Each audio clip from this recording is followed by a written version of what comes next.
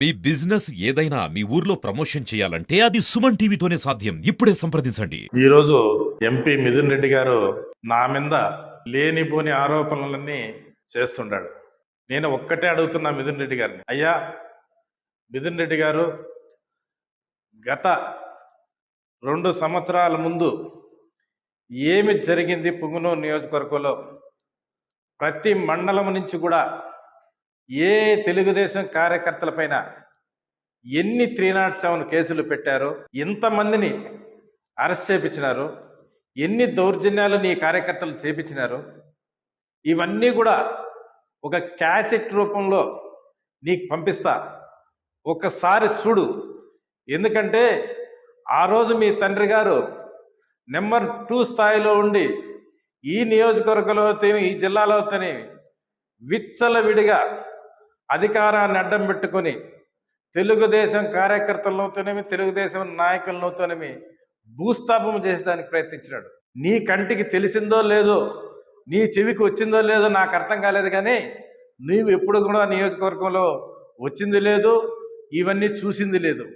అందుకనే నేను చెప్తాడా, అప్పుడు జరిగిన సంఘటనలన్నీ కూడా నీకు ఒక క్యాసెట్ రూపంగా పంపిస్తా, ఒకసారి చూడు. నీ కార్యకర్తలు ఆ రోజు మీ మంత్రి గారు ఏం చేసిందో ఒక్కసారి నీకు అర్థమవుతే నువ్వు ఎప్పుడు కూడా నా మీద మాట్లాడే అర్హత నీకు రాదు. ఎందుకంటే నేను పుంగనూరు అల్లర్లో ఉన్నా, నేను పోలీసు వాళ్ళు కొట్టినా, దానివల్ల కేసులు పెట్టినారు అని చెప్తాడు.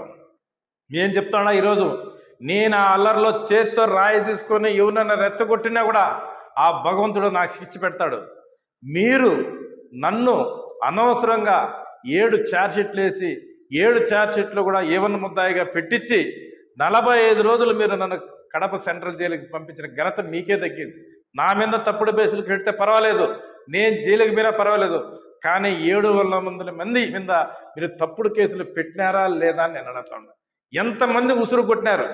కేసుల్లో లేని వాళ్ళు దాదాపు 1000-2000 మందిని 3 నెలలు ఊర్లో లేకుండా అజ్ఞాతంలోకి తరిమినారు. ఆ పొద్దు కనపడలేదా నీకు? తప్పుడు కేసులు నీకు తెలీదా? ఈరోజు చెప్తాడు పోలీసు వాళ్ళు కొట్టినారని చెప్పి. అదే పోలీసు వాళ్ళు చెప్తున్నారు తప్పుడు కేసులు పెట్టి మమ్మల్ని రెచ్చగొట్టి తప్పుడు కేసులు పెట్టించింది వైసీపీ నాయకులే.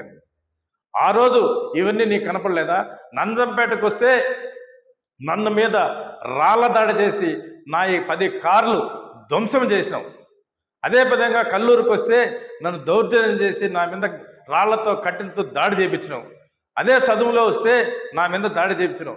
ఎన్ని దాడులు చేసింది నా కార్లు, ఎన్ని చేసింది నా మీద, ఎంత హత్య ప్రయత్నం చేసింది, ఒక్కసారి నీకు వీడియోస్ పంపిస్తా, నువ్వు చూడు, చూసి తెలుసుకొని మాట్లాడు. తెలియకుండా నేనేదో దావులంబిచ్చేస్తాడా, మామిడి చెట్లు నరికిచ్చేస్తాను, ఎక్కడన్నా ఒక్క తావును చూపించు, నేను కానీ నీ మామిడి చెట్లు నరికిచ్చింటే నేను వచ్చి క్షమాపణ చెప్తా. నీ కార్యకర్తలే వాళ్ళు చేసిన తప్పులకు భయపడి ఈరోజు చంపలేసుకుని పారిపోయే పరిస్థితి వచ్చినారు, కానీ తెలుగుదేశం కార్యకర్తలు కానీ తెలుగుదేశం నాయకులు కానీ నీ కార్యకర్తల జోలికి పోయిన పాపానే ఎరగలేదు.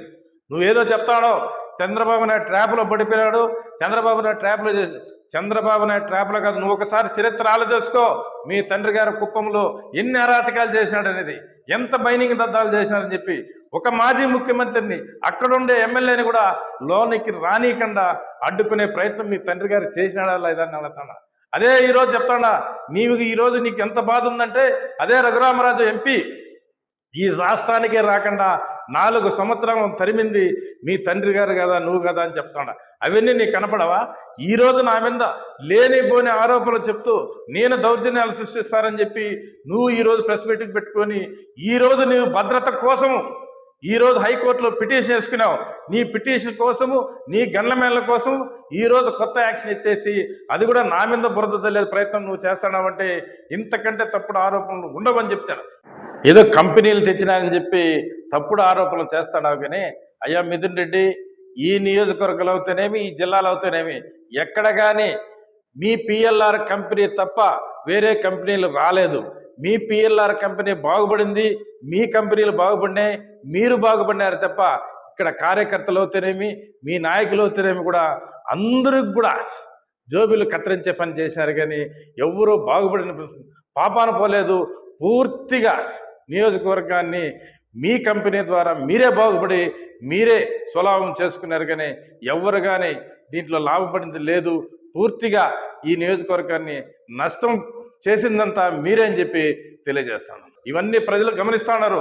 నిన్న మొన్న నువ్వు బీజేపీని తిట్టి పొంగునూరులో ముస్లిం మైనార్టీ సోదరుల దగ్గర ఓట్లేసుకొని నువ్వు ఢిల్లీకి పోయి ఈరోజు బీజేపీకి మద్దతు పలికినావంటే ఇప్పటికే ప్రజలు పొంగునూరులో ఒక మాట, ఢిల్లీలో ఒక మాట చెప్తా ఉన్నారని చెప్పి ఇప్పటికే నిన్ను లేనుబోని ఎలహేళన చేస్తా ఉన్నారని చెప్పి తెలియజేస్తున్నా. ఇంకటికన్నా మానుకో, నేను క్యాసెట్ పంపిస్తాడా చూడు, నా మీద చేసిన దాడులు ఒకసారి చూస్తే నీ జీవితంలో ఎప్పుడు కూడా నన్ను మాట్లాడవు.